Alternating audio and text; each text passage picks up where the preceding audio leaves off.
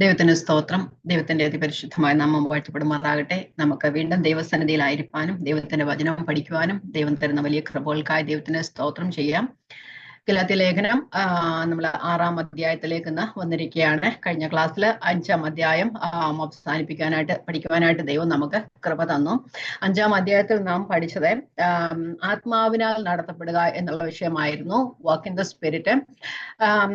അവിടെ പറയുന്നു ആത്മാവിനാൽ നടത്തപ്പെടുന്നവർ എങ്ങനെ ആയിരിക്കണം എന്ന് പറഞ്ഞു. അവിടെ ജഡത്തിന്റെ പ്രവൃത്തികളും പ്രവൃത്തികളെ കുറിച്ച് പറയുന്നു, കുറെ ലിസ്റ്റ് പറഞ്ഞായിരുന്നു. അതുപോലെ ആത്മാവിന്റെ ഫലവും പറയുന്നു.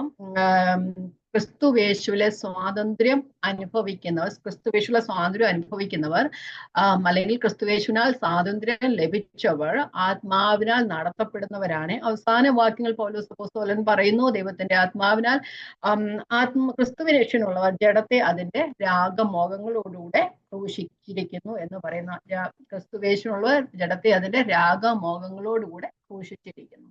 വിശദമായിട്ട് പഠിച്ചതാണ്. അപ്പം ഇനി നമുക്ക് 6-ാമത്തെ അധ്യായത്തിലേക്ക് പോകാം. 6-ാമത്തെ അധ്യായം 5-ാമത്തെ അധ്യായം ആത്മാവിനെ നടത്തപ്പെടുന്നവരുടെ സ്വഭാവ ഗുണങ്ങളെയൊക്കെ പറഞ്ഞിട്ട് ഇവിടെ പ്രാക്ടിക്കലാണ് നമ്മൾ 6-ാമത്തെ അധ്യായത്തിൽ കാണുന്നത്. 1-ാമത്തെ വാക്യം, സഹോദരന്മാരെ, ഒരു മനുഷ്യൻ വല്ല തെറ്റിലും അകപ്പെട്ടു പോയെങ്കിൽ ആത്മീകരായ നിങ്ങൾ അങ്ങനെയുള്ളവരെ സൗമ്യതയുടെ ആത്മാവിൽ യഥാസ്ഥാനപ്പെടുത്തുവിൻ. നീയും പരീക്ഷയിൽ അകപ്പെടാതിരിപ്പാൻ സൂക്ഷിച്ചുകൊള്ളുക. തെറ്റ് ചെയ്തവരെ യഥാസ്ഥാനപ്പെടുത്തുക.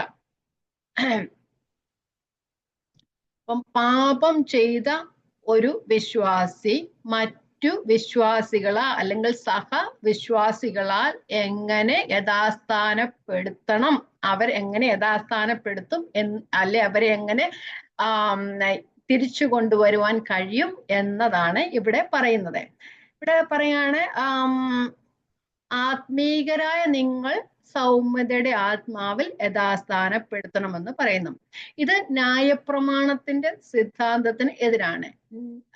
നമ്മുടെ പുതിയ നിയമ സിദ്ധാന്തം അല്ലെങ്കിലും ന്യായപ്രമാണ സിദ്ധാന്തത്തിന് എതിരാണ്. എന്തെന്ന് വെച്ച് കഴിഞ്ഞാൽ ന്യായപ്രമാണം പറയുന്നത് എങ്ങനെയാ, തെറ്റ് ചെയ്യുന്നവൻ ശിക്ഷ അനുഭവിക്കണം എന്നല്ലേ. പക്ഷെ ഇവിടെ പറയുന്നു തെറ്റു ചെയ്താൽ ക്ഷമിക്കുക, യഥാസ്ഥാനപ്പെടുത്തുക. അപ്പം അതാണ് 2-ാമത്തെ വാക്യത്തിൽ പറയുന്നത്, ക്രിസ്തുവിന്റെ ന്യായപ്രമാണം നിവർത്തിക്കുക എന്ന് പറയുന്നത്. ക്രിസ്തുവിന്റെ ന്യായപ്രമാണം സ്നേഹത്തിൽ അന്യോന്യം സ്നേഹിക്കുക അല്ലെ. ആ ഒരു ചിന്ത 2-ാമത്തെ വാക്യത്തിൽ വരുന്നു. ഇവിടെ പറയുന്നു സഹോദരന്മാരെ എന്ന് വെച്ചാൽ സഹവിശ്വാസികളെ. ഒരു മനുഷ്യൻ എന്ന് പറഞ്ഞാൽ ഒരു സഭയിലുള്ളവരോടാ പറയുന്നത്. അപ്പൊ ഒരു വിശ്വാസി വല്ല തെറ്റിലും, നമുക്കത് മനസ്സിലാവുന്ന കാര്യമാണ്, വല്ല തെറ്റിലും അകപ്പെട്ടു പോയിട്ടുണ്ടെങ്കിൽ, ഇംഗ്ലീഷ് പറയുന്നത് ട്രസ്പാസ്, അപ്പൊ അതിരു കടന്നു പോയിട്ടുണ്ടെങ്കിൽ അല്ലെങ്കിൽ അകപ്പെട്ടു പോയിട്ടുണ്ടെങ്കിൽ അവനെ യഥാസ്ഥാനപ്പെടുത്തണം. അപ്പം സ്ഥിരമായി പാപം ചെയ്തുകൊണ്ടിരിക്കുന്ന ഒരാളെ കുറിച്ചായിരിക്കില്ല ഇത് പറഞ്ഞിരിക്കുന്നത്. നമുക്ക് അനുമാനിക്കാം വല്ല തെറ്റിലും അകപ്പെട്ടു പോയിട്ടുണ്ടെങ്കിൽ എന്ന് പറയുന്നുണ്ട്. കോട്ട് ഇൻ സിൻ അല്ലെങ്കിൽ ട്രാപ്ഡ്, ഫോളൻ. അപ്പം ഇത് നമ്മൾ പറയുമ്പോൾ കോട്ട് ഇൻ സിൻ എന്നാ പറയുന്നത്. അപ്പം ഡോക്ട്രിനലായിട്ടുള്ള എന്തെങ്കിലും കാര്യത്തിൽ തെറ്റു പറ്റിയതിനെ കുറിച്ചായിരിക്കില്ല പറഞ്ഞത്. പിന്നെ പാപത്തിൽ അകപ്പെട്ട അല്ലെങ്കിൽ പാപപ്രവൃത്തികൾ ചെയ്ത ഒരു വ്യക്തിയെ കുറിച്ചായിരിക്കും പറഞ്ഞിരിക്കുന്നത് നമുക്ക് അനുമാനിക്കാം. ഇവിടെ പാപത്തിന്റെ സ്വഭാവം പറഞ്ഞിരിക്കുകയാണ്, അത് അകപ്പെട്ടു പോവുക, കുടുക്കി വലയിലാക്കുക, കര കയറി വരാൻ കഴിയാത്ത അവസ്ഥയിലാക്കി തീർക്കുക. പാപത്തിന്റെ സ്വഭാവം അങ്ങനെയല്ലേ, കെട്ടുപിണഞ്ഞു കിടക്കുന്നത് പോലെ, ആ ഒരു കുഴിയിൽ അകപ്പെട്ടതുപോലെ അങ്ങനെയുള്ളവരെ, അകപ്പെട്ട് കിടക്കുന്നവരെ, അപ്പൊ കുടുങ്ങിപ്പോയവരെ ആത്മീകരായ നിങ്ങൾ എന്ന് പറഞ്ഞാൽ, ഇപ്പം ഇവിടെ ആത്മീകരെന്ന് പറഞ്ഞാൽ ആത്മാവിനാൽ നടത്തപ്പെടുന്നവരെ. അപ്പം ഒരു മനുഷ്യൻ എന്നാ പറഞ്ഞെങ്കിൽ ചിലപ്പോൾ ആത്മീകരല്ലായിരിക്കാം, ചിലപ്പോൾ ജഡികരായിരിക്കാം, അവര് രക്ഷിക്കപ്പെട്ടവരായിരിക്കാം, പക്ഷെ അവർ ഇപ്പോഴും ജഡത്തെ അനുസരിച്ച് നടക്കുന്നവരാണ്, ആത്മാവിനെ അനുസരിച്ച് നടക്കുന്നവരായിരിക്കയില്ല. അപ്പൊ അങ്ങനെ നടക്കുന്നവരെ ആത്മീകരായ നിങ്ങൾ യഥാസ്ഥാനപ്പെടുത്തണം. അപ്പൊ സഹവിശ്വാസികൾ പാപം ചെയ്യുന്നവരെ അവരെ യഥാസ്ഥാനപ്പെടുത്തുക എന്നുള്ളതാണ് ഇവിടെ പറയുന്നത്. ഇനിയിപ്പോ പാപം ചെയ്ത അനാത്മീകരെ എന്ന് വെച്ചാൽ വിശ്വാസികളാണ്, അവരെ യഥാസ്ഥാനപ്പെടുത്തണമെന്ന് പറയുന്നു മറ്റുള്ളവര്. അപ്പോ ആത്മീകരായ ഒരു പാപം ചെയ്ത എന്തോ ചെയ്യും? അവര് എന്തോ ചെയ്യണ്ടേ? അവര് തന്നെത്താൻ ബലപ്പെടുത്തുക. അവരിൽ ദൈവത്തിന്റെ വചനമുണ്ട്, അവര് ദൈവത്തിന്റെ ആത്മാവിനാൽ നടത്തപ്പെടുന്നവരാണ്. അവരെ ആത്മാവിനാലും വചനത്താലും യഥാസ്ഥാനപ്പെടും. അവര് യഥാസ്ഥാനപ്പെടും. കാരണം ആത്മാവിനാൽ നടത്തപ്പെടുന്ന ആത്മീകൾ ദൈവത്തിന്റെ വചനം അനുസരിക്കുന്നവരും ദൈവത്തിന്റെ ആത്മാവിനാൽ നടത്തപ്പെടുന്നവരും ആയതുകൊണ്ട് അവര് വചനം കേൾക്കുമ്പോൾ, അല്ലെങ്കിൽ ആത്മാവിന്റെ ശബ്ദം കേൾക്കുമ്പോൾ അവര് തിരിച്ചു വരും. ഇവിടെ അനാത്മികരായ ആൾക്കാരെ, വിശ്വാസികളായ പക്ഷെ അവർ ആത്മീകരല്ല, ആത്മാവിനെ അനുസരിച്ച് നടക്കുന്നവരല്ല, ഇവർ കുടുങ്ങിക്കിടക്കുകയാണ്. അപ്പൊ എന്തോ ചെയ്യണം? മറ്റുള്ളവർ രക്ഷിക്കണം.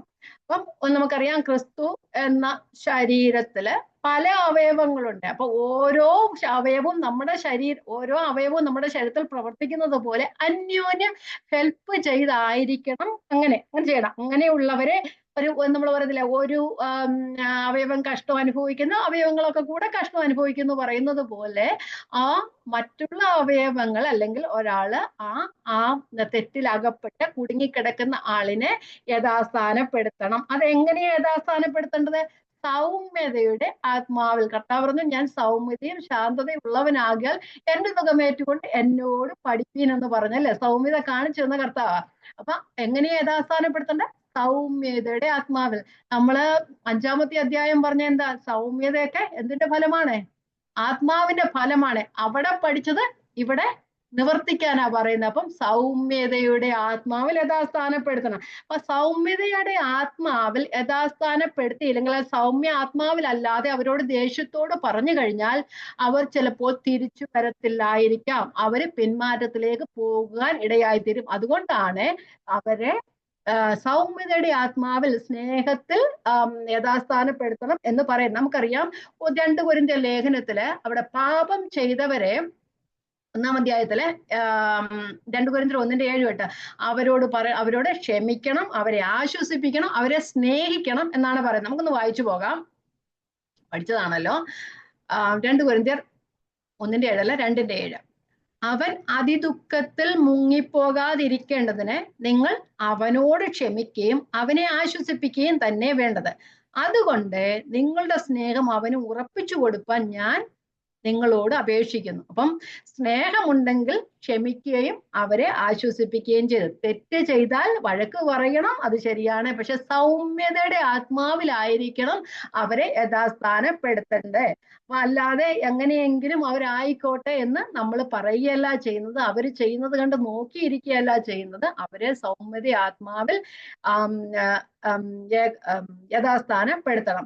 ഇവിടെ മെൻഡിങ് എന്ന ആ ഒരു റിസ്റ്റോർ അല്ലെങ്കിൽ മെൻഡിങ് എന്ന പദമുണ്ട്. മെൻഡിങ് എന്ന് പറഞ്ഞാൽ പൊട്ടിയ വല നന്നാക്കുന്നത് പോലെ, അല്ലെങ്കിൽ ഒടിഞ്ഞ ഫ്രാക്ചറായ ബോൺ ശരിയാക്കുന്നത് പോലെ, ഡിസ്ലോക്കേറ്റ് ചെയ്ത ലിംബ് നേരെയാക്കുന്നത് പോലെ. അപ്പം ഒന്ന് ഡിസ്ലോക്കേറ്റ് ആയി കിടക്കുക, അതിനെ നേരെയാക്കണം. എബ്രായ ലേഖനം അങ്ങനെയല്ലേ പറയുന്നേ? എബ്രായ ലേഖനം 12:13 വാക്യങ്ങൾ നമ്മൾ വായിച്ചു നോക്കിയാലേ, ആകയാൽ തളർന്ന കൈയും കുഴഞ്ഞ മുഴങ്കാലും നിവർത്തുവേൻ, മുടന്തുള്ളത് ഉളുക്കിപ്പോകാതെ ഭേദമാകേണ്ടതിന് നിങ്ങളുടെ കാലിന് പാത നിരത്തുവിൻ എന്ന് പറയുന്നു. അപ്പം ഉളുക്കിപ്പോയതിനെയൊക്കെ നേരെയാക്കണം. അത് സൗമ്യതയുടെ ആത്മാവിലായിരിക്കണം. കാരണം ആരും പെർഫെക്റ്റ് അല്ല, അല്ലേ? അവിടെ പറയുന്നുണ്ട്, നാമും തെറ്റിലകപ്പെടാം, അപ്പൊ നിങ്ങളും പരീക്ഷയിൽ അകപ്പെടാതിരിപ്പാൻ സൂക്ഷിപ്പിൻ. അപ്പൊ ആരും പെർഫെക്റ്റ് അല്ല, നമുക്കും തെറ്റ് സംഭവിക്കാം. അതുകൊണ്ട് നാം അവരെ യഥാസ്ഥാനപ്പെടുത്തണം. കാരണം നമ്മളും തെറ്റിൽ അകപ്പെടാൻ ചാൻസ് ഒത്തിരി ഉണ്ട്. അതുകൊണ്ട് നമുക്കും ഇങ്ങനെ അനുഭവം വന്നാൽ മറ്റുള്ളവരാണ് നമ്മളെ യഥാസ്ഥാനപ്പെടുത്തേണ്ടത്. അതുകൊണ്ട് സൗമ്യതയുടെ ആത്മാവിൽ അവരെ യഥാസ്ഥാനപ്പെടുത്തുക. 2 കൊരിന്ത്യർ ലേഖനത്തിൽ നമ്മൾ 2-ാം അധ്യായം 11-ാം അധ്യായത്തിൽ പറയുന്നുണ്ടല്ലോ, സാത്താൻ നമ്മെ പരീക്ഷിക്കരുത്, അവന്റെ തന്ത്രങ്ങളെ നാം അറിയാത്തവരല്ലല്ലോ. അപ്പം ആ തെറ്റ് ചെയ്തവൻ വഴിതെറ്റി വീണ്ടും പോയി കഴിഞ്ഞാൽ സാത്താൻ അവിടെ ജയിക്കുന്നത്, അല്ലേ? ദൈവമല്ല ജയിക്കുന്നത്. അതുകൊണ്ട് യഥാസ്ഥാനപ്പെടുത്തുക എന്ന് പറയുന്നത്, നാമും പരീക്ഷയിൽ അകപ്പെടാം എന്നറിഞ്ഞ് യഥാസ്ഥാനപ്പെടുത്തുവൻ. ആ സൗമ്യതയുടെ ആത്മാവിൽ യഥാസ്ഥാനപ്പെടുത്തുക. 2-ാമത്തെ വാക്യം എന്നുവെച്ചാൽ സ്പീഡിൽ പോകുന്ന കുഴപ്പമില്ല, അറിയാവുന്ന കാര്യങ്ങളൊക്കെയാണ്. തമ്മിൽ ഭാരങ്ങളെ ചുമപ്പിൻ, ഇങ്ങനെ ക്രിസ്തുവിന്റെ ന്യായപ്രമാണം നിവർത്തിപ്പീൻ. തമ്മിൽ തമ്മിൽ ഭാരങ്ങളെ ചുമപ്പീൻ. ഭാരങ്ങൾ എന്ന് പറഞ്ഞിരിക്കുന്നത് ഇംഗ്ലീഷ് പറയുന്ന ബേർഡൻസ്, പരാജയങ്ങൾ, പ്രലോഭനങ്ങൾ, പരിശോധനകൾ, പരീക്ഷണങ്ങൾ എന്നിവ എന്തായാലും അനേകം കാര്യങ്ങൾ വെറും വിഷമമായിരിക്കില്ല. അവരുടെ പരാജയങ്ങളാകാം, പ്രലോഭനങ്ങളാകാം, എന്തെങ്കിലും പരീക്ഷണങ്ങളാകാം, രോഗങ്ങളാകാം, ദുഃഖങ്ങളാകാം. അപ്പൊ അവരെ ആ അകലെ മാറി നിന്ന് നമ്മൾ വിമർശിക്കുന്നതിന് പകരം ബുദ്ധിമുട്ടിലും ദുരിതത്തിലും പ്രശ്നങ്ങളിലും ഒക്കെ ഇരിക്കുന്നവരെ നമുക്ക് സാധ്യമാകുന്ന രീതിയിൽ അരികെ ചെന്ന് ആശ്വസിപ്പിക്കുക. ചിലപ്പോൾ അരികിൽ ചെന്ന് പോകാനൊക്കത്തില്ലെങ്കിൽ ഫോൺ വിളിച്ചെങ്കിലും ആശ്വസിപ്പിക്കുക, അവർക്ക് വേണ്ടി പ്രാർത്ഥിക്കുക. ഭാരപ്പെടുന്നവരാണെങ്കിൽ, സാമ്പത്തികമായ ബുദ്ധിമുട്ടുള്ളതാണെങ്കിൽ അവരെ സഹായിക്കുക. അപ്പൊ എല്ലാവരും ആവശ്യമുള്ളവരാണ്. ആരും സെൽഫിഷ് ആകരുത്. ആരും നമുക്ക് എല്ലാം ഉണ്ടെന്ന് വെച്ചിട്ട് നമുക്ക് അവരുടെ ആവശ്യമില്ല എന്ന് പറയാനും പാടില്ല. ക്രിസ്തുവിന്റെ സഭ എങ്ങനെയായിരിക്കണമെന്ന് 1 കൊരിന്ത്യർ ലേഖനം 12-ാം അധ്യായത്തിൽ പറയുന്നുണ്ട്. എല്ലാവരും എടുത്തു വായിച്ചു പോകാം. നമുക്ക് അറിയാവുന്ന കാര്യങ്ങളാണല്ലോ, എക്സ്പ്ലെയിൻ ചെയ്യേണ്ട കാര്യമില്ലല്ലോ. വായിക്കാം. 1 കൊരിന്ത്യർ 12 മുതലുള്ള വാക്യങ്ങൾ. ശരീരമൊന്നും അതിന് അവയവം പലതും, ശരീരത്തിന് അവയവം പലതായിരിക്കെ എല്ലാം ഒരു ശരീരവും ആയിരിക്കുന്നത് പോലെയാണ് ക്രിസ്തു. യഹൂദന്മാരോ യവനന്മാരോ ദാസന്മാരോ സ്വതന്ത്രരോ നാം എല്ലാവരും ഏക ശരീരമാകുമാറും ഒരേ ആത്മാവിനാൽ സ്നാനം ഏറ്റും ഒരേ ആത്മാവിനെ പാനം ചെയ്തും ഇരിക്കുന്നു. ശരീരം ഒരു അവയവമല്ല, പലതത്രേ. ഞാൻ കൈ അല്ലായകൊണ്ട് ശരീരത്തിനുള്ളതല്ല എന്ന് കാൽ പറയുന്നുവെങ്കിൽ അതിനാൽ അത് ശരീരത്തിനുള്ളതല്ല എന്ന് വരികയില്ല. ഞാൻ കണ്ണല്ലായകൊണ്ട് ശരീരത്തിലുള്ളതല്ല എന്ന് ചെവി പറയുന്നുവെങ്കിൽ അതിനാൽ അത് ശരീരത്തിലുള്ളതല്ല എന്ന് വരികയില്ല. കണ്ണിന് കൈയോട് നിന്നെ കൊണ്ട് എനിക്ക് ആവശ്യമില്ല എന്നും തലയ്ക്ക് കാലുകളോട് നിങ്ങളെ കൊണ്ട് എനിക്ക് ആവശ്യമില്ല എന്നും പറഞ്ഞുകൂടാ. ശരീരത്തിൽ ബലം കുറഞ്ഞവ എന്ന് തോന്നുന്ന അവയവങ്ങൾ തന്നെ ആവശ്യമുള്ളതാകുന്നു. ശരീരത്തിൽ മാനം കുറഞ്ഞവ എന്ന് തോന്നുന്നവയ്ക്ക് നാം അധികം മാനം അണിയിക്കുന്നു. നമ്മൾ അഴവ് കുറഞ്ഞവയ്ക്ക് അധികം അഴകുള്ള അവയവങ്ങൾക്ക് അത് ആവശ്യമില്ലല്ലോ. ശരീരത്തിൽ ഭിന്നത വരാതെ അവയവങ്ങൾ അന്യോന്യം ഒരുപോലെ കരുതേണ്ടതിനായി ദൈവം കുറവുള്ളതിന് അധികം മാനം കൊടുത്തുകൊണ്ട് ശരീരത്തെ കൂട്ടിച്ചേർത്തിരിക്കുന്നു. ആകയാൽ ഒരു അവയവം കഷ്ടം അനുഭവിക്കുന്നുവെങ്കിൽ അവയവങ്ങളെല്ലാം കൂടെ കഷ്ടം അനുഭവിക്കുന്നു. ഒരവയവത്തിന് മാനം വന്നാൽ അവയവങ്ങളൊക്കെയും കൂടെ സന്തോഷിക്കുന്നു. അപ്പൊ അന്യോന്യം ഭാരങ്ങളെ ചുമക്കുക, തമ്മിൽ ഭാരങ്ങളെ ചുമക്കുക. ഇങ്ങനെയാണ് ക്രിസ്തുവിന്റെ ന്യായപ്രമാണം നിവർത്തിക്കുന്നത്. അപ്പം ഇങ്ങനെ ക്രിസ്തുവിന്റെ ന്യായപ്രമാണം നിവർത്തിപ്പിൻ. പുതിയ നിയമത്തിൽ നമുക്ക് തന്നിട്ടുള്ള എല്ലാ കൽപ്പനകളും ഇതിനകത്ത് ഉൾപ്പെട്ടിരിക്കുന്നു. ഒന്ന് തന്നെയല്ല, എല്ലാം ഇതിനകത്ത് ഉൾപ്പെട്ടിരിക്കുന്നു. വചനം നിവർത്തിക്കുക എന്നുള്ളതാണ് അതിന്റെ അർത്ഥം. നമ്മള് യോഹന്നാന്റെ സുവിശേഷമൊക്കെ പറയുന്നുണ്ടല്ലോ. യോഹന്നാൻ സുവിശേഷം കർത്താവ് പറയുന്നത് നിങ്ങൾ തമ്മിൽ സ്നേഹിക്കണം എന്നുള്ള ഒരു പുതിയ കൽപ്പന ഞാൻ നിങ്ങൾക്ക് തന്നിരിക്കുന്നു. എന്നിട്ട് പറയുന്നുണ്ട്, ഞാൻ നിങ്ങളെ സ്നേഹിച്ചതുപോലെ നിങ്ങളും അന്യോന്യം സ്നേഹിപ്പിൻ. കർത്താവ് പറഞ്ഞു തന്നു, കർത്താവ് കാണിച്ചു തന്നു, അതുപോലെ കാണിപ്പിൻ എന്ന് പറയുന്ന. അപ്പം നമ്മള് ഗലാത്യ ലേഖനം 5:14 നമ്മൾ പഠിച്ചതാണല്ലോ. അവിടെ പറയുന്നുണ്ട്, കൂട്ടുകാരനെ നിന്നെപ്പോലെ തന്നെ സ്നേഹിക്കണം എന്നുള്ള ഏക വാക്യത്തിൽ ന്യായപ്രമാണം മുഴുവനും അടങ്ങിയിരിക്കുന്നു. അപ്പൊ ക്രിസ്തുവിന്റെ ന്യായപ്രമാണം മോശയിൽ നിന്നും വളരെ വ്യത്യസ്തമാണ്. നമ്മൾ പഠിച്ചതാണ്. കാരണം മോശയുടെ ന്യായപ്രമാണത്തിൽ പറയാൻ നിങ്ങൾ സ്നേഹിക്കണം, പക്ഷെ ആരും കാണിച്ചു തന്നിട്ടില്ല, സ്നേഹിക്കാനുള്ള ഒരു ശക്തി തരുന്നില്ല. പക്ഷെ ക്രിസ്തുവിന്റെ ന്യായപ്രമാണത്തിൽ അങ്ങനെയല്ല. കർത്താവ് കാണിച്ചു തന്നു, ശിഷ്യന്മാർ നമുക്ക് മാതൃകയായിരുന്നു, അതുപോലെ തന്നെ നമ്മുടെ പൂർവികന്മാരെല്ലാം നമുക്ക് മാതൃകയായിരുന്നു. അത് തന്നെയല്ല, ദൈവത്തിന്റെ ആത്മാവിനെ നമ്മുടെ ഉള്ളിൽ തന്നെ മറ്റുള്ളവരെ സ്നേഹിക്കാനായിട്ട് നമ്മെ പ്രാപ്തരാക്കുന്നു. അതാണ് ക്രിസ്തുവിന്റെ ന്യായപ്രമാണം എന്ന് പറയുന്നത്. സത്യവചനം. ക്രിസ്തുവിന്റെ ന്യായപ്രമാണം എന്നതിന്റെ അർത്ഥം സത്യവചനം എന്ന് മാത്രമേ ഉള്ളൂ. ഓക്കെ, നമുക്ക് അടുത്ത വാക്യത്തിലേക്ക് പോകാം.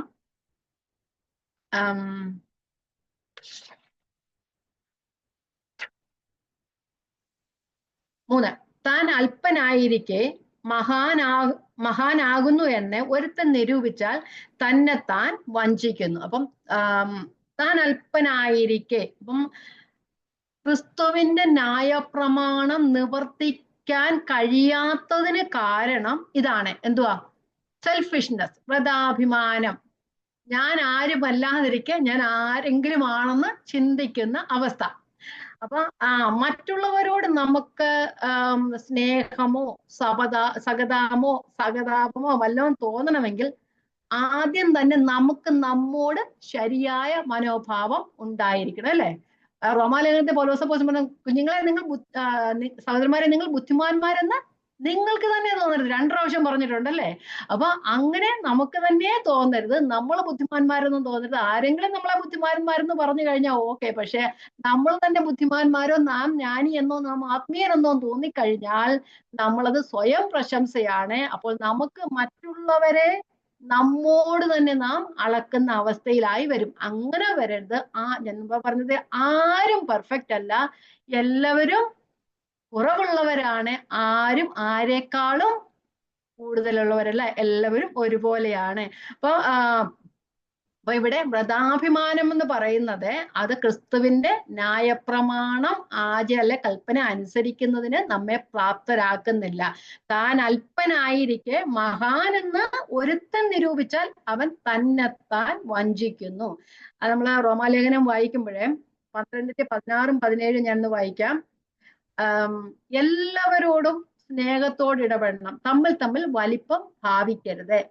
ആരും വലിപ്പം ഭാവിക്കാതെ, വായിക്കാം, തമ്മിൽ ഐക്യമത്യമുള്ളവരായി വലിപ്പം ഭാവിക്കാതെ എളിയവരോട് ചേർന്നുകൊള്ളുവിൻ. നിങ്ങളെ തന്നെ ബുദ്ധിമാന്മാരെന്ന് വിചാരിക്കരുത്. ആർക്കും തിന്മയ്ക്ക് പകരം തിന്മ ചെയ്യാതെ സകല മനുഷ്യരുടെയും മുമ്പിൽ യോഗ്യമായത് മുൻകരുതി കഴിയുമെങ്കിൽ നിങ്ങളാൽ ആവോളം സകല മനുഷ്യരോടും സമാധാനമായിരിക്കും. കഴിയുമെങ്കിൽ നിങ്ങളാൽ ആവോളം, വല്ലപ്പോഴും എന്നല്ല പറയുന്നത്, നിങ്ങളാൽ ആവോളം സമാധാനം ആചരിപ്പിൻ എന്നാണ് അവിടെ പറയുന്നത്. കാരണം പ്രൈഡ് ഒരിക്കലും നമ്മെ നല്ലവണ്ണം നല്ല രീതിയിൽ ദൈവത്തിന്റെ മക്കളായി നടത്തുന്നില്ല. ദൈവത്തെ പ്രസാദിപ്പിക്കുന്ന ജീവിതം നയിക്കാൻ നമ്മെ അനുവദിക്കുന്നില്ല. അത് പൗലോസ് പറയുന്നുണ്ടല്ലോ, ഞാൻ നട്ടു, അപ്പൊല്ലോസ് നനച്ചു, ദൈവം അത്രേ വളരുമാറാക്കിയതല്ലേ. നടുന്നവനും നനയ്ക്കുന്നതും ഏവമില്ല, വളരുമാറാക്കുന്ന ദൈവമാ, അല്ലേ?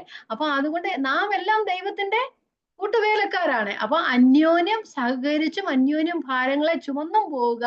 ആരും മഹാനെന്ന് വിചാരിക്കരുത്. അത് നമ്മുടെ ദൈവവചനത്തിന് എതിരായിട്ടുള്ള കാര്യമാണ്. ഫിലിപ്പിലേഖനത്തിൽ പറയുന്നുണ്ട്, ഓരോരുത്തൻ മറ്റുള്ളവന്റെ ഗുണം കൂടെ അന്വേഷിക്കട്ടെ എന്ന് പറയുന്നുണ്ട്, അല്ലെ? ഞാൻ വായിക്കാൻ, ഫിലിപ്പിലേഖനം 2:3-4-5.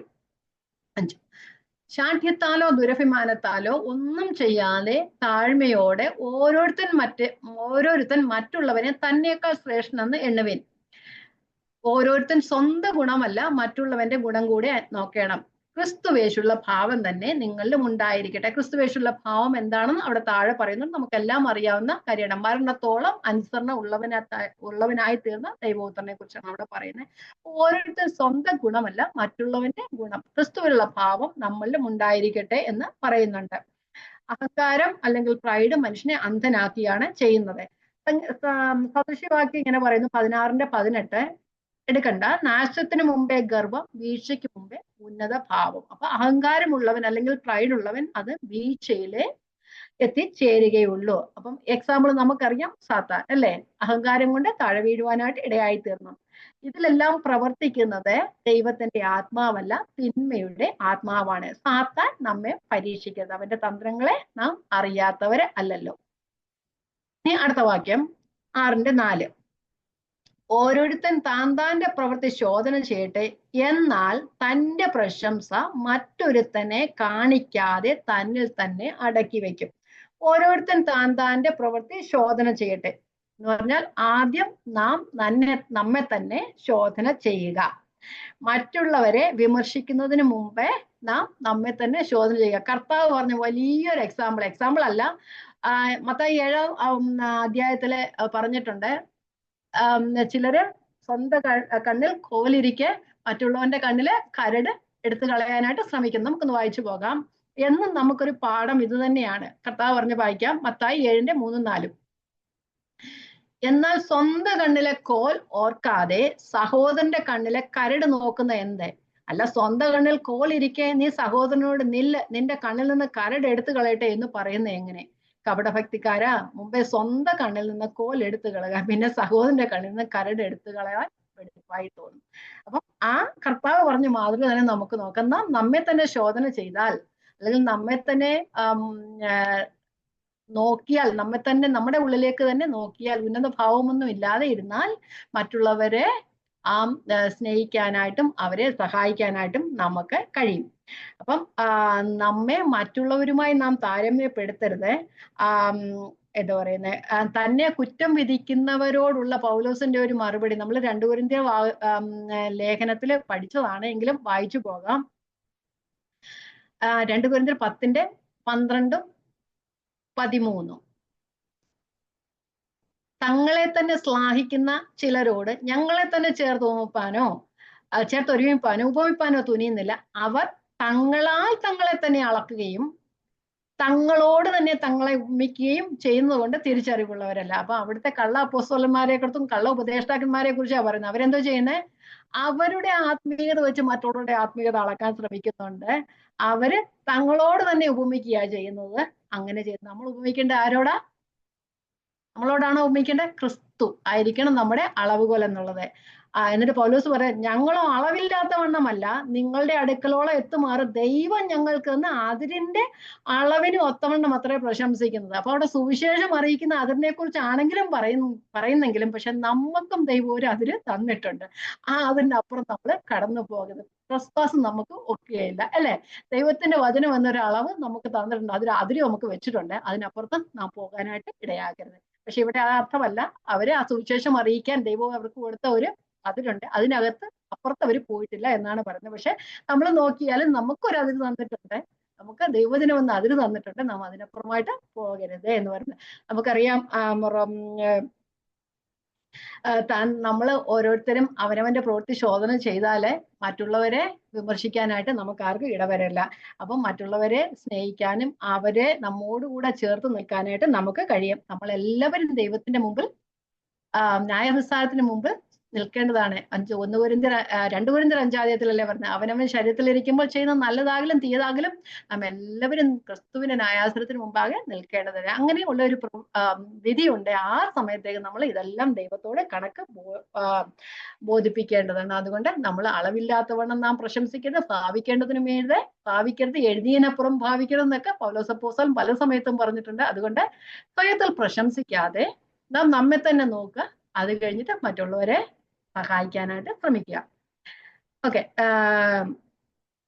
6:5 ഓരോരുത്തൻ താന്റെ ചുമട് ചുമക്കുന്നുവല്ലോ. അപ്പം ഇങ്ങനെ പറയുമ്പോൾ ഓരോ വ്യക്തിക്കും അവരുടേതായ കടമകളുണ്ട്. ഓരോരുത്തർക്കും ഓരോ ഉത്തരവാദിത്വമുണ്ട്. കുടുംബത്തില്, സമൂഹത്തില്, ചർച്ചില്, അങ്ങനെ ഓരോ സ്ഥലത്തും ദൈവം നമ്മെ ഏൽപ്പിച്ചിരിക്കുന്ന സ്ഥലത്ത് ഓരോരുത്തർക്കും ഉത്തരവാദിത്വമുണ്ട്. ആ കടമകളെല്ലാം നാം വിശ്വസ്തയോടെ ചെയ്യുക. കാരണം ഇതിനെല്ലാം ഉത്തരവാദിത്വം ആരോടാ കൊടുക്കേണ്ടത്? മനുഷ്യരോടല്ല, ദൈവത്തോടാണ് നാം കൊടുക്കേണ്ടത്. റോമാലേഖനം 14-ാം നാം ഓരോരുത്തരും ദൈവത്തോട് കണക്ക് ബോധിപ്പിക്കേണ്ടി വരും. വാക്യം വായിച്ചു പോകാം. റോമാലേഖനം 14:10-11-12.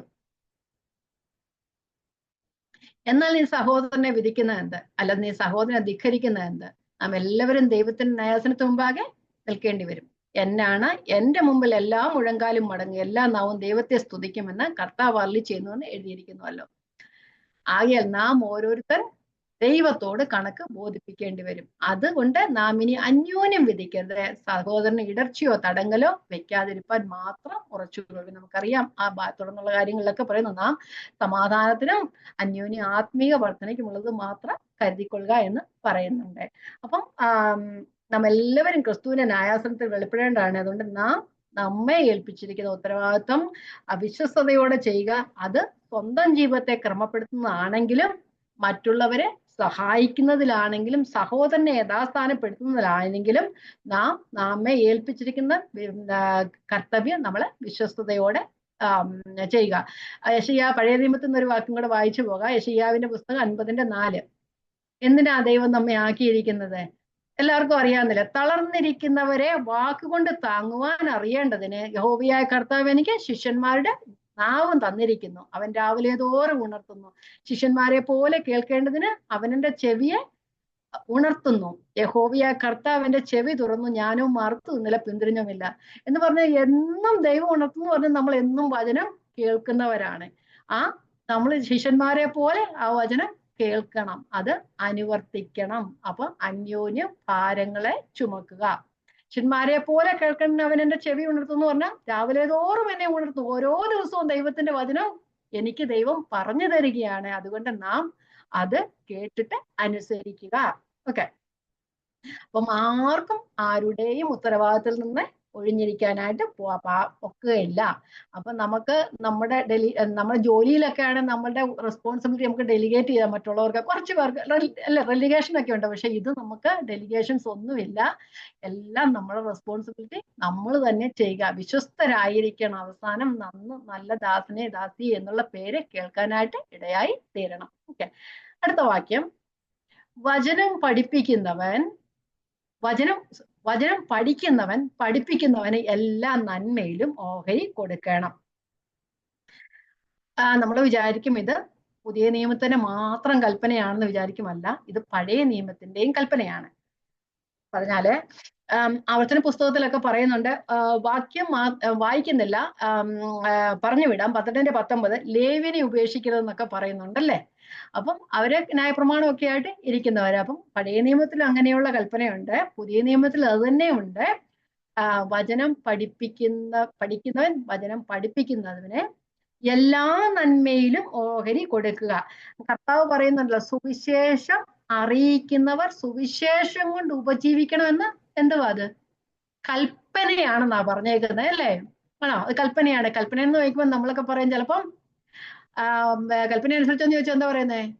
സ്നാനപ്പെട്ടെന്നല്ല ചോദിക്കുന്നത്. അല്ല, ഇതെല്ലാം അത് തന്നെ ഓരോ കൽപ്പനകളാണ്. അപ്പം വചനം പഠിക്കുന്നവൻ വചനം പഠിപ്പിക്കുന്നവന് ഓഹരി കൊടുക്കണം. അതും കർത്താവിന്റെ കൽപ്പനയാണ്. ഞാൻ വായിക്കാം. 1 Corinthians 9:11 മുതലുള്ള വാക്യങ്ങൾ. ഞങ്ങൾ ആത്മീയമായത് നിങ്ങൾക്ക് വിതച്ചിട്ട് നിങ്ങളുടെ ഐഹികമായത് കൊയ്താൽ വലിയ കാര്യമോ? നിങ്ങൾക്ക് ദൈവവചനം ഞാൻ പറഞ്ഞു തന്നിട്ട് നിങ്ങളിൽ നിന്നും സഹായം വല്ലതും ഞങ്ങൾ ആവശ്യപ്പെട്ടത് വലിയ കാര്യമാണ്. പൗലോസ് ആവശ്യപ്പെട്ടില്ല. 13 ദേവാലയ കർമ്മങ്ങൾ നടത്തുന്നവർ ദേവാലയം കൊണ്ട് ഉപജീവിക്കുന്നു എന്നും യാഗപീഠത്തിൽ ശുശ്രൂഷ ചെയ്യുന്ന യാഗപീഠത്തിലെ വഴിപാടുകൾക്ക് ഓഹരിക്കാരാകുന്നു എന്നും നിങ്ങൾ അറിയുന്നില്ല? നിങ്ങൾക്ക് ന്യായപ്രമാണം അറിയുന്നവരല്ലേ? അതുപോലെ കർത്താവും സുവിശേഷം അറിയിക്കുന്നവർ സുവിശേഷത്താൽ ഉപജീവിക്കണമെന്ന് കൽപ്പിച്ചിരിക്കുന്നു. അത് കർത്താവിന്റെ കൽപ്പനമാണ്. ഇവിടെ പറഞ്ഞ എല്ലാ നന്മകളിലും ഓഹരി കൊടുക്കണം. To share all good things. നമ്മള് മുമ്പ് പറഞ്ഞ വാക്യത്തിൽ അന്യോന്യം ഭാരങ്ങളെ ചുമക്കാന്ന് പറഞ്ഞു, സഹോദരനെ സഹായിക്കണമെന്ന് പറഞ്ഞു. പക്ഷെ ഇവിടെ അത് ചിലപ്പം വിചാരിക്കും അത് സഭയിലെ ശുശ്രൂഷകരെ അതിനകത്ത് ഉൾപ്പെടുത്തുന്നില്ലല്ലേ, സഹവിശ്വാസികളെ സഹായിക്കണമെന്നാ പറഞ്ഞത് കർത്താവ്. അതുകൊണ്ട് ആ നെഗ്ലിജൻസ് ഉണ്ടാക്കാതിരിക്കാൻ വേണ്ടി എടുത്തു പറഞ്ഞിരിക്കുക, സഭാ ശുശ്രൂഷകരെയും സഹായിക്കണമെന്ന് പറഞ്ഞ അല്ലെ. നമ്മൾ ആദ്യം കണ്ട അങ്ങനെയല്ലേ, ഒരു സഹോദരൻ സഹോദരന്റെ ഭാരം ചുമക്കണം. ഇവിടെ എടുത്തു പറഞ്ഞിരിക്കുകയാണ് സഭ ശുശ്രൂഷകനെയും സഹായിക്കണം എന്ന് പറയുന്നത്. അപ്പം മറ്റുള്ള സഹജീവികളെ അല്ലെങ്കിൽ സഹവിശ്വാസികളെ കരുതുന്നത് പോലെ തന്നെ ദൈവത്തിന്റെ ശുശ്രൂഷക്കാരെയും കരുതണം. അവരുടെയും ഭാരങ്ങളെ ചുമക്കണം എന്ന് പറയുമ്പോൾ അവരെ സാമ്പത്തികമായി സഹായിക്കുക എന്ന് മാത്രമല്ല, അവരുടെ മനോവിഷമങ്ങളിലും അവരുടെ ഭാരങ്ങളിലും, നമ്മൾ ഭാരങ്ങൾ എന്ന് പറഞ്ഞ് പ്രലോഭനങ്ങളാകാം, പ്രതികൂലങ്ങളാകാം, വിഷമങ്ങളാകാം, അങ്ങനെ സാമ്പത്തികമായ ബുദ്ധിമുട്ടുകൾ എല്ലാം ആകാം. അപ്പൊ എല്ലാ കാര്യത്തിലും സഹായിക്കണം. പക്ഷെ ഇവിടെ പറയുന്നത് എന്താ പറയുന്നത്, ഷെയർ ചെയ്യുക എന്നാ പറയുന്നത്. ഷെയർ ചെയ്യുക എന്ന് പറയുന്നത് അപ്പൊ അവർക്ക് സാലറി കൊടുക്കണമെന്നല്ല പറഞ്ഞത്. ഷെയർ ചെയ്യുന്ന കൊയിനോനിയ എന്ന പദമാണ് ഇവിടെ ഉദ്ദേശിച്ചിരിക്കുന്നത്. കൂട്ടായ്മ ആചരിക്കുക, അന്യോന്യം സഹായിക്കുക. ഇപ്പൊ സഹോദരനെ സഹായിക്കുന്നത് പോലെ തന്നെ സഭയിലെ ശുശ്രൂഷകനെയും സഹായിക്കുക എന്നുള്ളത് കർത്താവിന്റെ കൽപ്പനയുമാണ്. അത് സഹവിശ്വാസികളുടെ ഉത്തരവാദിത്വവുമാണ്.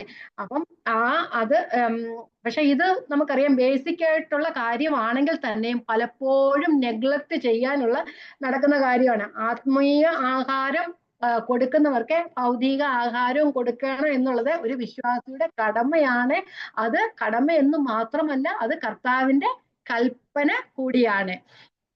നമുക്കറിയാം പൗലോസ് തന്റെ പല ലേഖനങ്ങളിലും ഇത് എഴുതിയിട്ടുണ്ട്. ഒന്ന് രണ്ട് വാക്യങ്ങൾ നമുക്ക് വായിച്ചു പോകാം. യെരുശലേമിലെ വിശുദ്ധന്മാരെ സഹായിക്കുന്നതിന് വേണ്ടി പറയുമ്പോൾ പറയുന്നുണ്ട്, വേലക്കാരൻ അവിടെയുള്ള വിശുദ്ധന്മാരെ സഹായിക്കണമെന്ന് പറയുന്നത്. കാരണം എന്താ? യെരുശലേമിൽ നിന്നാണ് ദൈവവചനം മറ്റു സ്ഥലങ്ങളിലേക്ക് പുറപ്പെട്ടത്, ജാതികളിലേക്ക് പുറപ്പെട്ടത്. അതുകൊണ്ട് യഹൂദയിൽ യെരുശലേമിലെ വിശുദ്ധന്മാർ ദരിദ്രരായിരുന്നു അവരെ കുറിച്ച് പറയുന്നത്, കഷ്ടങ്ങളിലായിരിക്കുന്ന അവരെ സഹായിക്കണമെന്ന് പറയുന്നത്. ഞാൻ വായിക്കാം, റോമലേഖനം 15:26-27 വാക്യങ്ങൾ. യെരുശലേമിലെ വിശുദ്ധന്മാരിൽ ദരിദ്രരായവർക്ക് ഏതാനും ധർമ്മോപകാരം ചെയ്യുവാൻ മക്കതോനിയിലും അഖായിലും ഉള്ളവർക്ക് ഇഷ്ടം തോന്നി. നമ്മൾ അന്ന് പഠിച്ചതാണ്, അവിടെ എന്താണ് പ്രശ്നങ്ങൾ ഉണ്ടായത്, കാര്യങ്ങൾ ഒക്കെ പഠിച്ചതാണ് അല്ലെ. അപ്പൊ അവർക്ക് ഇഷ്ടം തോന്നി എന്ന് മാത്രമല്ല, അത് അവർക്ക് കടവുമാകുന്നു. ജാതികൾ അവരുടെ ആത്മീക നന്മകൾ കൂട്ടാളികളായെങ്കിൽ ഐഹിക നന്മകളിൽ അവർക്ക് ശുശ്രൂഷ ചെയ്യുവാൻ കടംപെട്ടിരിക്കുന്നല്ലോ. അപ്പം യെരുശലേമിൽ നിന്നാണ് ദൈവവചനം മറ്റുള്ള ജാതികളിലേക്ക് അല്ലെ മറ്റുള്ള സ്ഥലങ്ങളിലേക്ക് വരുന്നത്. അതുകൊണ്ട് ആ യഹൂദന്മാരെന്ന് പറഞ്ഞ വിശ്വാസികളായവർ, യഹൂദന്മാരിൽ നിന്നും ദൈവത്തെ വിശ്വസിച്ച് വന്ന ക്രിസ്തുവിൽ വിശ്വസിച്ചവരെ കുറിച്ചാണ് അത് പറയുന്നത്. അവരെ സഹായിക്കണം എന്നാണ് പറയുന്നത്. നമ്മള് തിമോത്തിയോസിന്റെ ലേഖനത്തിൽ പറയുന്നുണ്ട്, വേലക്കാരൻ തന്റെ കൂലിക്ക് യോഗ്യൻ എന്ന് പറയുന്നുണ്ട്. വായിക്കാം, 1 തീമോത്തിയോസ് 5:17. നന്നായി ഭരിക്കുന്നവരെ മൂപ്പന്മാരെ പ്രത്യേകം വചനത്തിലും ഉപദേശത്തിലും അധ്വാനിക്കുന്നവരെ തന്നെ ഇരട്ടി മാനത്തിന് യോഗ്യരായി എണ്ണുക. മെതിക്കുന്ന കാളയ്ക്ക് കെട്ടരുത് എന്നത് തിരുവെഴുത്ത് പറയുന്നു. വേലക്കാരൻ തന്റെ കൂലിക്ക് യോഗ്യനല്ല. അപ്പം ഇരട്ടി മാനത്തിന് യോഗ്യരായി എണ്ണുക എന്നപ്പം ഇരട്ടി കൊടുക്കുക എന്നാണ് അതിന്റെ അർത്ഥം. ഓക്കെ, അപ്പൊ മാർട്ടിൻ ലൂതർ ഇതിനെ കുറിച്ച് പറയുന്നത്, പൗലോസ് ഇത് റിപ്പീറ്റഡ് ആയിട്ട് എല്ലാ ലേഖനങ്ങളിലും പറയാൻ കാരണം സാത്താൻ വചനത്തിന്റെ പ്രചരണത്തെ തടുക്കുന്ന ഒരു പ്രവണതയാണ് വചനം ശുശ്രൂഷിക്കുക അല്ലെ ദൈവ ശുശ്രൂഷകന്മാരെ ദാരിദ്ര്യത്തിലാക്കുക, അവർക്ക് സാമ്പത്തിക സഹായം ഇല്ലാതെ അവരെ പോവർട്ടിയിലാക്കുക എന്നത് സാത്താന്റെ ഒരു പണിയാണ്. നിങ്ങൾ അവരെ അങ്ങനെ ആകുവാനായിട്ട് അനുവദിക്കരുത്, അവരെ സഹായിക്കണം എന്നുള്ളത്. അപ്പം നമുക്കറിയാം ഈ പ്രോസ്പെരിറ്റി പ്രീച്ചിങ് ഇതൊക്കെ അല്ലേ, ഒത്തിരി ഇങ്ങനെ കിട്ടും എന്നൊക്കെ പറയുന്നുണ്ട്, പക്ഷെ അവർക്കൊന്നും അങ്ങനെ കിട്ടാറില്ല. അപ്പൊ അങ്ങനെയൊക്കെ ഉള്ള അത് പ്രോസ്പെരിറ്റി പ്രീച്ചിങ്ങിന്റെ അല്ല ഞാൻ പറഞ്ഞത്. അവർക്ക് വേറെ അവർ ജോലി ചെയ്യാത്തവരായിരിക്കാം, അവർക്ക് വേറെ എങ്ങും സഹായം കിട്ടുകയില്ല, അതുകൊണ്ട് അവരെ സഹായിക്കണം എന്നാണ് ഇവിടെ പറഞ്ഞത്. കാരണം അങ്ങനെ സാമ്പത്തികമായ ഞെരുക്കത്തിലൂടെ കടന്നുപോയ ഒരു വിഷമങ്ങളിലൂടെയൊക്കെ കടന്നു പോകാനായിട്ട് ഇടയായി തീരും. സഹോദരനെ സഹായിക്കുന്നത് പോലെ തന്നെ മറ്റു സഭയിലെ ശുശ്രൂഷകനെയും സഹായിക്കണം എന്നാണ് അതിന്റെ അർത്ഥം. മത്തായി 10:10 കർത്താവ് തന്റെ ശിഷ്യന്മാരെ അയക്കുമ്പോൾ പറയുന്ന എന്താ? അവരോട് പറയുന്ന മത്തായി 10:10, നിങ്ങൾ വഴിക്ക് പൊക്കണവും 2 ഉടുപ്പും ചെരുപ്പും വടിയും കരുതരുത്, വേലക്കാരൻ തന്റെ ആഹാരത്തിന് യോഗ്യനല്ലോ. അവരെ സുവിശേഷം അറിയിക്കാൻ അയച്ചതല്ലേ, അപ്പൊ അവര് ചെല്ലുന്നിടത്ത് അവർക്ക് ആഹാരത്തിലുള്ള വക കൊടുക്കും എന്നാണ് പറഞ്ഞത്. അവരെ പഠിപ്പിക്കുകയായിരുന്നു കർത്താവ് അല്ലെ.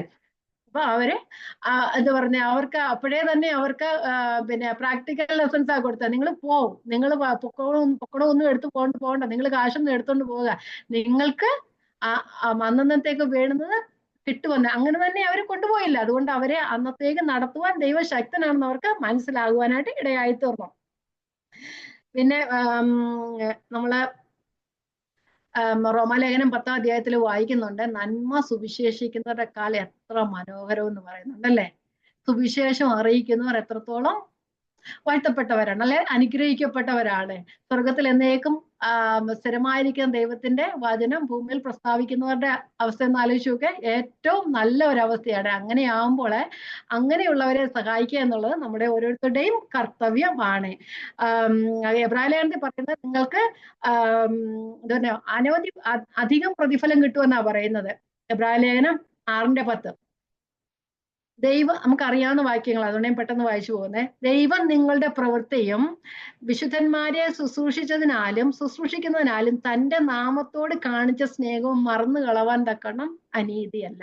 അപ്പൊ അവരെ സഹായിച്ചാൽ കൂടുതൽ പ്രതിഫലം കിട്ടുവാനായിട്ട് ഇടയായി തരണം. പ്രതിഫലം നോക്കി ആരും സഹായിക്കണ്ട, അല്ല നമ്മളെ പ്രതിഫലം നോക്കണ്ട, നമ്മളല്ലാതെ തന്നെ സഹായിക്കാൻ കടപ്പെട്ടവരാണ്. അല്ല, ദൈവത്തിന്റെ വചനം പറയുന്നുണ്ട് നമ്മൾ സഹായിച്ചാലും നമുക്ക് പ്രതിഫലം കിട്ടാതെ ഇരിക്കില്ല എന്ന് പറയുന്നുണ്ട്. മാർട്ടിൻ ലൂഥർ പറയുന്നുണ്ട്, പലരും പല നല്ലവണ്ണം സത്യവചനം ശുശ്രൂഷിക്കുന്ന പലരും ഇതേക്കുറിച്ച് പറയാതിരിക്കാൻ കാരണം സ്ട്രെസ് ചെയ്ത് പറയുന്നില്ല.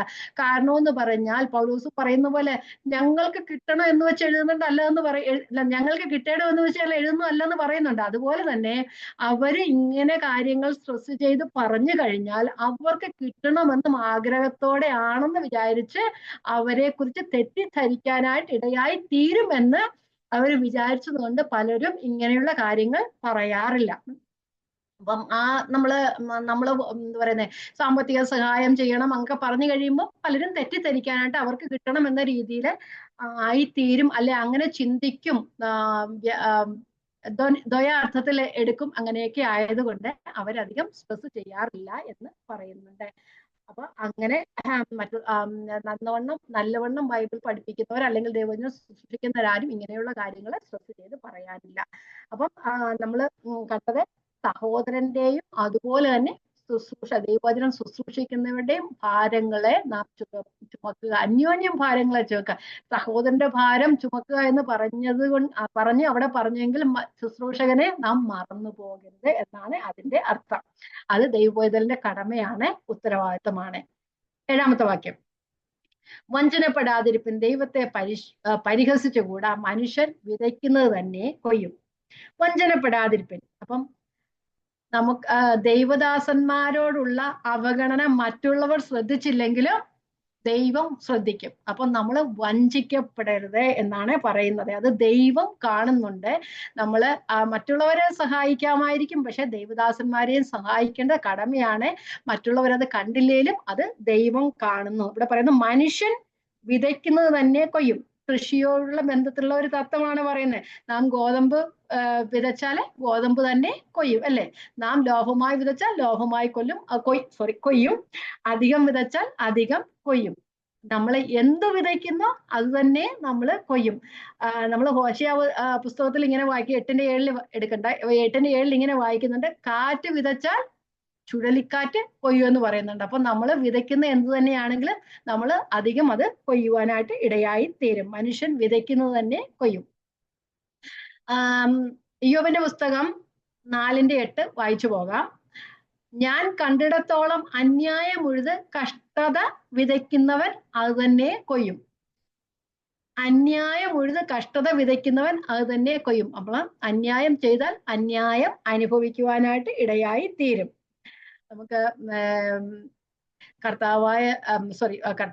ദൈവം മലാക്കി പ്രവചനത്തിലെ 3-ാം അധ്യായത്തിലുള്ള പറയുന്നത്, നിങ്ങൾക്ക് ഞാൻ ആകാശത്തിന്റെ, നമ്മളെല്ലാം പ്രാർത്ഥന ഉദ്ധരിക്കുന്ന വചനമാണ്, ആകാശത്തിന്റെ കിളിവാതിലുകളെ തുറന്ന് സ്ഥലം പോരാതെ വണ്ണം നിറയ്ക്കുമെന്ന് പറയും. പക്ഷെ എന്ത് ചെയ്തിട്ടാ പറയുന്നേ? കർത്താവിന് കൊടുത്തിട്ട് കർത്താവിനെ പരീക്ഷിക്കാനാ പറയുന്നത്. വേറൊരു കാര്യത്തിലും കർത്താവിനെ പരീക്ഷിക്കാൻ പറയുന്നില്ല, കർത്താവിന് കൊടുത്തിട്ട് ദൈവത്തെ പരീക്ഷിക്കാനാ പറയുന്നത്. നമുക്ക് വായിച്ചു പോകാം.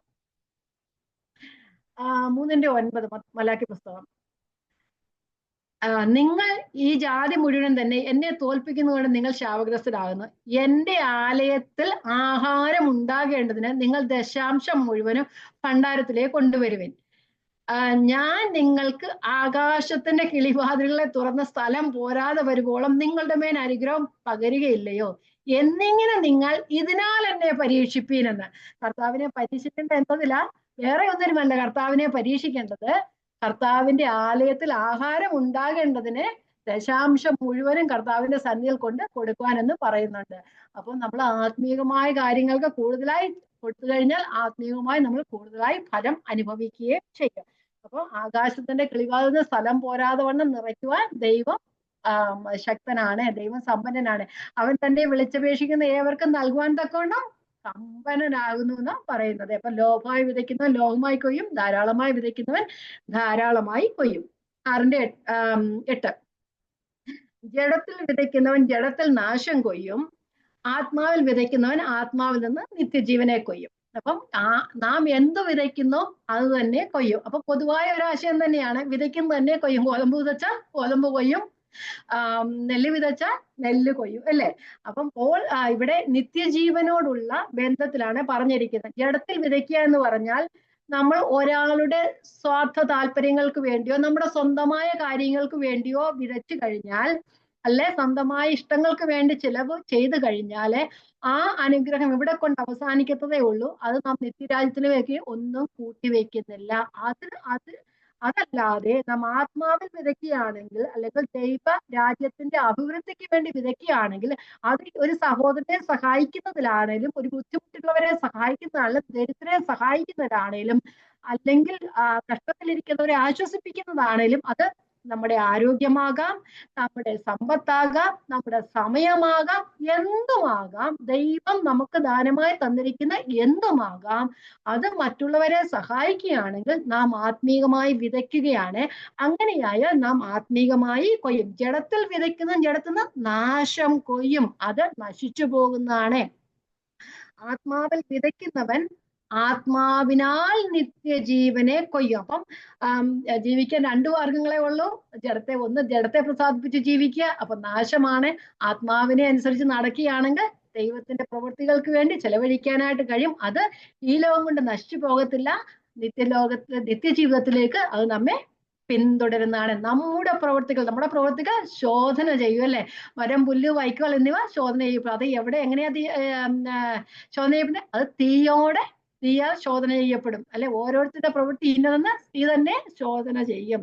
ഒരുത്തൻ പണിത പ്രവൃത്തി നിലനിൽക്കുന്നുവെങ്കിൽ അവന് പ്രതിഫലമുണ്ട്. ഒരുത്തന്റെ പണി വെന്തുപോയാലോ അവന് ഛേദം വരുമെന്ന് പറയുന്നുണ്ടല്ലേ?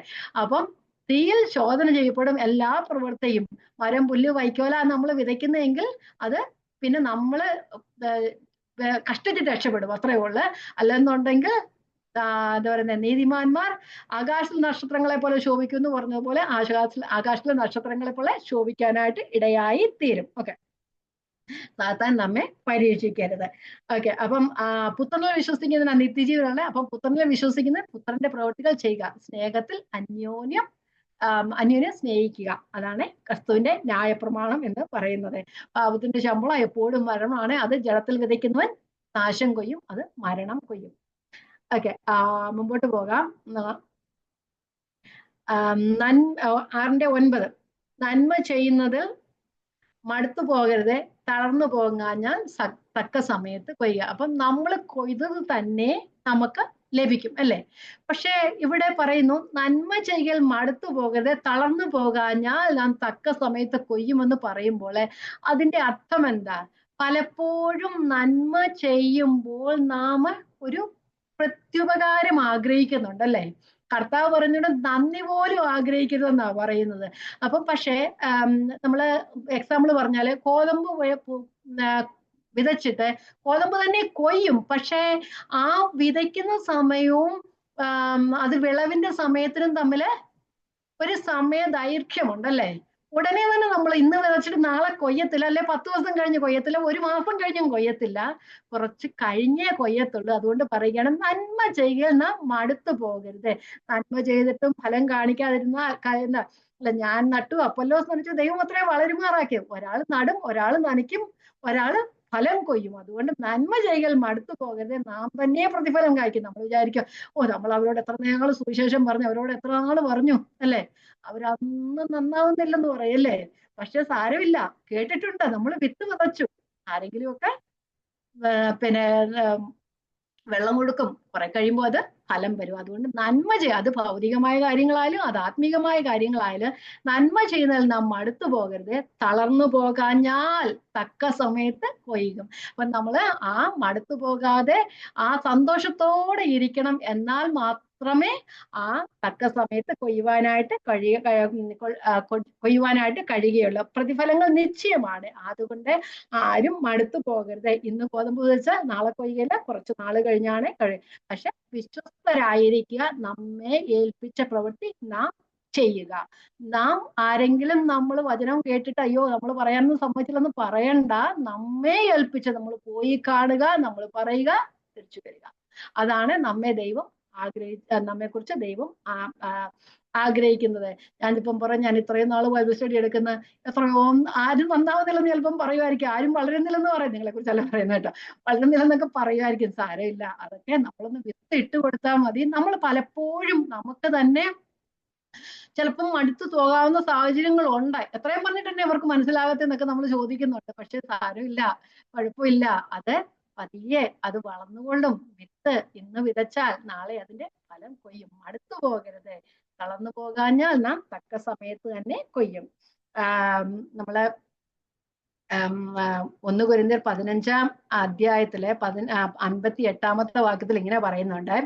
ആകയാൽ 1 കൊരിന്ത്യർ 15:58, ആകയാൽ എന്റെ പ്രിയ സഹോദരന്മാരെ, നിങ്ങൾ ഉറപ്പുള്ളവരും കുലുങ്ങാത്തവരും നിങ്ങളുടെ പ്രയത്നം കർത്താവിൽ വ്യർത്ഥമല്ല എന്ന് അറിഞ്ഞിരിക്കുക, കർത്താവിന്റെ വേളയിൽ എപ്പോഴും വർദ്ധിച്ചു വരുന്നവരും ആകുവിൻ. അപ്പം നമുക്ക് ഫലം കിട്ടിയില്ല, പ്രതിഫലം കിട്ടിയില്ല എന്ന് വിഷമിക്കണ്ട. കാരണം ഈ ലോകത്തിൽ ഫലം കിട്ടുന്നതിനേക്കാൾ നല്ല സ്വർഗരാജ്യത്തിന് വേണ്ടി നാം ഫലം ആയിത്തീരണം. അതുകൊണ്ട് നാം ഇവിടെ അയ്യോ, നമ്മൾ ഇത്രയും നാൾ അവരെ സഹായിച്ചിട്ട് അവർക്ക് ഒരു സ്നേഹവും ഇല്ല, അവർക്കൊരു നന്ദിയില്ല, പണ്ട് കാണിച്ചതുപോലെ തന്നെയാ ചെയ്യുന്നതെന്ന് പറഞ്ഞു കഴിഞ്ഞാല് നമുക്ക് ഇപ്പൊ തന്നെ പ്രതിഫലം കിട്ടിപ്പോയി എന്ന് അർത്ഥം. വേണ്ട, അങ്ങനെയൊന്നും വിഷമിക്കണ്ട.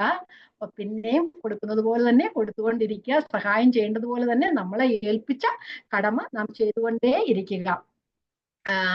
റെവലേഷൻ അത് പറയുന്നുണ്ട്, കർത്താവിന്റെ പക്കൽ എല്ലാത്തിനും ഒരു പ്രതിഫലമുണ്ട്. അത് ഇവിടുത്തെ പ്രതിഫലമല്ല നമുക്ക് വേണ്ടേ, കർത്താവിന്റെ സന്നിധിയിലെ പ്രതിഫലമാണ് നമുക്ക് വേണ്ടത്. റെവലേഷൻ 22-ാം അധ്യായം, വെളിപ്പാട് പുസ്തകം 22-ാം അധ്യായം 11-12 വാക്യങ്ങൾ. അനീതി ചെയ്യുന്നവൻ ഇനിയും അനീതി ചെയ്യട്ടെ, അഴുക്കുള്ളവൻ ഇനിയും അഴുക്കാകട്ടെ, നീതിമാൻ ഇനിയും നീതി ചെയ്യട്ടെ, വിശുദ്ധൻ ഇനിയും തന്നെ തന്നെ വിശുദ്ധീകരിക്കട്ടെ. ഇതാ ഞാൻ വരുന്നു, ഓരോരുത്തരും അവനവന്റെ പ്രവൃത്തിക്ക് തക്കോണം കൊടുപ്പാൻ പ്രതിഫലം എന്റെ കയ്യിലുണ്ട്. നമുക്ക് മനുഷ്യന്റെ പ്രതിഫലമല്ല വേണ്ടത്, കർത്താവിന്റെ പ്രതിഫലമാണ്. അതിനുവേണ്ടി കാത്തിരിക്കുക. നമ്മള് നന്മ ചെയ്യുന്നതിൽ മടുത്തു പോകരുത്. നമ്മള് ഇപ്പോൾ വിചാരിച്ചില്ലെങ്കിലും കുറച്ച് കാൽ കഴിയുമ്പോൾ നമുക്ക് പ്രതിഫലം കിട്ടും. അത് ഈ ലോകത്തിൽ തന്നെ കിട്ടും, ചിലപ്പോ ദൈവത്തിന്റെ പക്കൽ നിന്നായിരിക്കും കിട്ടുന്നത്. ഓക്കെ, അടുത്ത വാക്യത്തിലേക്ക് പോകാം. ആകയാൽ അവസരം കിട്ടും പോലെ നാം എല്ലാവർക്കും, വിശേഷ സഹജീവികൾക്കും നന്മ ചെയ്യുക.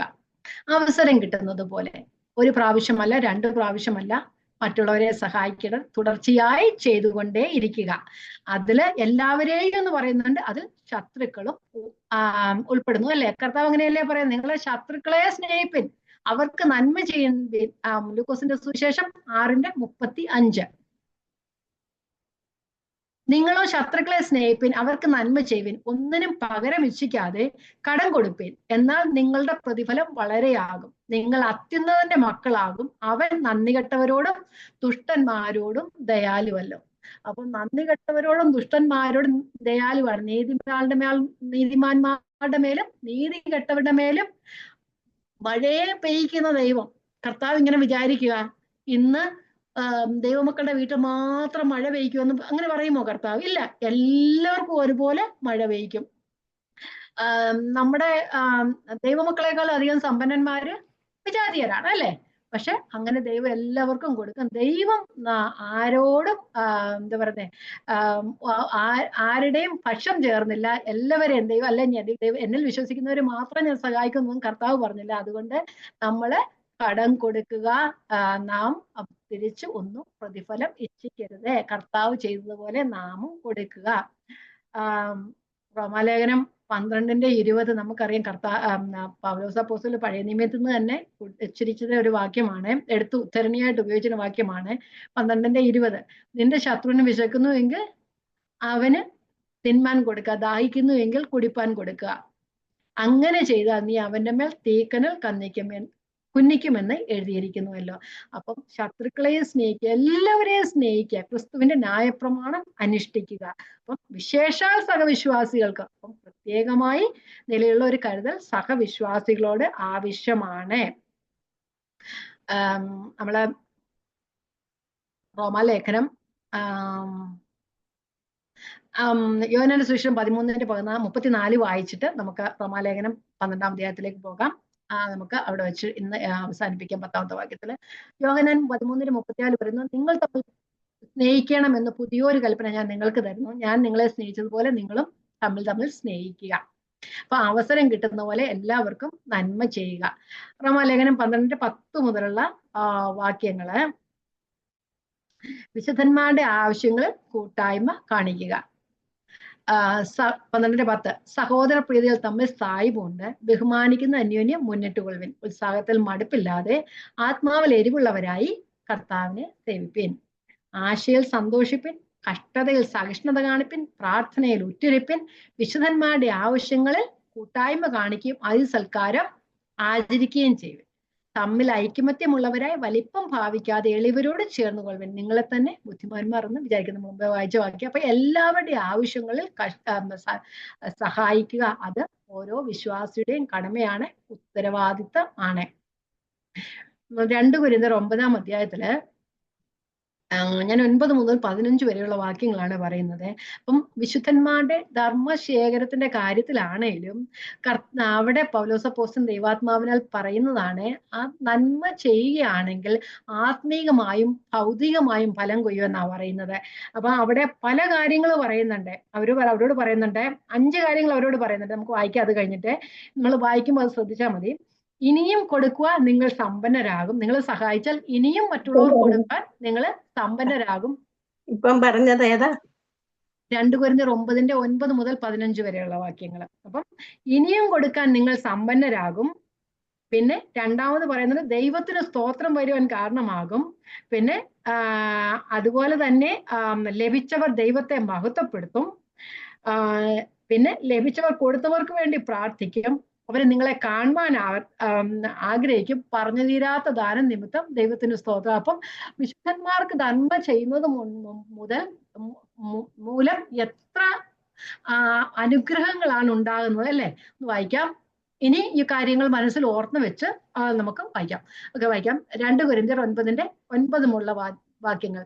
അവൻ വാരി വിതര ദരിദ്രന്മാർക്ക് കൊടുക്കുന്നു, അവന്റെ നീതി എന്നേക്കും നിലനിൽക്കുന്നു എന്ന് എഴുതിയിരിക്കുന്നുവല്ലോ. ദൈവം കൊടുക്കുന്ന, എന്നാൽ വിതയ്ക്കുന്നതിന് വിത്തും ഭക്ഷിപ്പാൻ ആഹാരവും നൽകുന്നവൻ നിങ്ങളുടെ വിതയും നൽകി പൊലിപ്പിക്കുകയും നിങ്ങളുടെ നീതിയുടെ വിളവ് വർദ്ധിപ്പിക്കുകയും ചെയ്യും. ഇങ്ങനെ ദൈവത്തിന് ഞങ്ങളാൽ സ്തോത്രം വരുവാൻ കാരണമായിരിക്കുന്ന ഔദാര്യമൊക്കെയും കാണിക്കേണ്ടത് നിങ്ങൾ സകലത്തിലും സമ്പന്നരാകും. അപ്പം ഇനിയും ആവശ്യത്തിലിരിക്കുന്നവരെ സഹായിപ്പാൻ നിങ്ങൾ സമ്പന്നരാകും. അപ്പം നമ്മൾ മറ്റുള്ളവർക്ക് കുറച്ചു കൊടുക്കുന്നത് മൂലം നമുക്ക് കുറഞ്ഞു പോകത്തില്ല, നാം സമ്പന്നരായി തീരും. ഈ നടത്തുന്ന ധർമ്മശേഖരം വിശുദ്ധന്മാരുടെ ബുദ്ധിമുട്ട് തീർക്കുന്നതുമല്ലാതെ ദൈവത്തിന് അനവധി സ്തോത്രം വരുവാൻ കാരണമാകുന്നു. അത് ദൈവത്തിന്റെ നാമ മഹത്വത്തിന് കാരണമായി തീരുന്നു. 13-ാമത്തെ വാക്യം. ഈ സഹായത്താൽ തെളിയുന്ന സിദ്ധത ഹേതുവായി ക്രിസ്തുവിന്റെ സുവിശേഷം നിങ്ങൾ സ്വീകരിച്ച അനുസരണ നിമിത്തവും അവരോടും എല്ലാവരോടും നിങ്ങൾ കാണിക്കുന്ന കൂട്ടായ്മയുടെ ഔദാര്യ നിമിത്തവും അവർ ദൈവത്തെ മഹത്വപ്പെടും. അപ്പം കൊടുത്തവർക്ക് വേണ്ടി കിട്ടിയവർ അല്ലെ അനുഭവിച്ചവർ ദൈവത്തെ മഹത്വപ്പെടുത്തും. ഇനി 14-ാമത്തെ വാക്യം. നിങ്ങൾക്ക് ലഭിച്ച അതിമഹത്തായ ദൈവകൃപ നിമിത്തം അവർ നിങ്ങളെ കാണുവാൻ വാഞ്ചിച്ച് നിങ്ങൾക്ക് വേണ്ടി പ്രാർത്ഥിക്കും. അപ്പൊ അവര് നിങ്ങളെ കാണണമെന്ന് ആഗ്രഹിക്കും, അവര് നിങ്ങൾക്ക് വേണ്ടി പ്രാർത്ഥിക്കുക. അപ്പം പറഞ്ഞു തീരാത്ത ദാനം നിമിത്തം ദൈവത്തിന് സ്തോത്രം. അപ്പൊ ഒന്ന് ആലോചിച്ച് നോക്കൂ, ഒരാളെ സഹായിച്ചാൽ എത്രത്തോളം പ്രതിഫലമാണ് നമുക്ക് കിട്ടുന്നത്. നമ്മൾ സമ്പന്നന്മാരാകും, അല്ലെ ചെയ്യുന്നവർ സമ്പന്നന്മാരാകും, അവര് ദൈവത്തെ മഹത്വപ്പെടും, ദൈവത്തിന് അനവധി സ്തോത്രം വരുവാൻ കാരണമായി തീരും, ദൈവനാമം അതുമൂലം മഹത്വപ്പെടും. അതുപോലെ അത് തന്നെയല്ല, അവര് നിങ്ങളെ കാണുവാൻ ആശിച്ച് അവർക്ക് വേണ്ടി പ്രാർത്ഥിക്കുകയും ചെയ്യും. പ്രാർത്ഥനയല്ലേ നമുക്ക് ഏറ്റവും വലുത്. സഹായിക്കുന്നവർ മറ്റുള്ളവർക്ക് വേണ്ടി പ്രാർത്ഥിക്കുക. നമുക്ക് ഈ ലോകത്തിൽ മറ്റുള്ള സഹായങ്ങൾ കിട്ടുന്നതിനേക്കാളും, അല്ലെങ്കിൽ നമുക്ക് എന്താ പറയുന്ന നന്ദി കിട്ടുന്നതിനേക്കാളും, മറ്റുള്ളവരിൽ നിന്നും എന്താ പറയുക പരോപകാരം കിട്ടുന്ന, നമ്മൾ കൊടുത്തതിന് പകരമായി നമുക്ക് കിട്ടുന്നതിനേക്കാളും അധികമായി പ്രാർത്ഥന ലഭിച്ചാൽ നമുക്ക് എത്ര അനുഗ്രഹമായിരിക്കും അല്ലെ? അപ്പൊ കൊടുക്കുന്നതിനുള്ള അനേകം കാര്യങ്ങൾ ലഭിക്കാനായിട്ട് ഇടയായി തീരും. അപ്പം എല്ലാ തരത്തിലും സമ്പന്നന്മാരാകുന്നു. ഞാൻ മുമ്പ് പറഞ്ഞതുപോലെ നാം അവൻ തന്നെ വിളിച്ചപേക്ഷിക്കുന്ന ഏവർക്കും നൽകുവാൻ തക്കവണ്ണം സമ്പന്നനാകുന്നു. കർത്താവിന്റെ ഭണ്ഡാരത്തിൽ ഒരു കുഴപ്പമില്ല. കർത്താവിനെ പരീക്ഷിപ്പിനെന്നാ കർത്താവ് പറഞ്ഞു. എന്തില്ല? ദശാംശത്തിലും വഴിപാടുകളും നിങ്ങൾ പരീക്ഷിപ്പിന്, എന്നാൽ ആകാശത്തിന്റെ കിളിവാതിലെ തുറന്ന് സ്ഥലം പോരാതവണ്ണം നിറയ്ക്കാൻ ദൈവം സമ്പന്നനാകുന്നു, ദൈവം ശക്തനാകുന്നു. അപ്പം ഇവിടെ നമ്മൾ പറഞ്ഞത് അന്യോന്യ ഭാരങ്ങളെ ചൊക്കെ 5-ാം അധ്യായത്തിൽ നമ്മൾ പറഞ്ഞു ആത്മാവിനെ അനുസരിച്ച് നടക്കുക. ആത്മാവിനെ അനുസരിച്ച് നടത്തുന്നവർ ആത്മാവിന്റെ പ്രവൃത്തി ചെയ്യുവാനായിട്ട് ഇടയായിത്തീരും. എവിടെ നമ്മള് അന്യോന്യം അതിന്റെ പ്രവൃത്തിയാണ്. നമ്മൾ ഒരു മനുഷ്യൻ വഴിതെറ്റിൽ അകപ്പെട്ടു പോയാല് നമ്മൾ ആത്മീയരായവരെ സൗമ്യതയുടെ ആത്മാവിൽ അവനെ യഥാസ്ഥാനപ്പെടുത്തുക, നോക്കി നിൽക്കുക അല്ല ചെയ്യുന്നത്. അത് അവരെ സൗമ്യതയുടെ ആത്മാവിൽ യഥാസ്ഥാനപ്പെടുത്തുക. അങ്ങനെയാണെങ്കിൽ തമ്മിൽ ഭാരങ്ങളെ ചുമ ഒരു വിശ്വാസി മറ്റൊരു വിശ്വാസിയെ സഹായിക്കുക.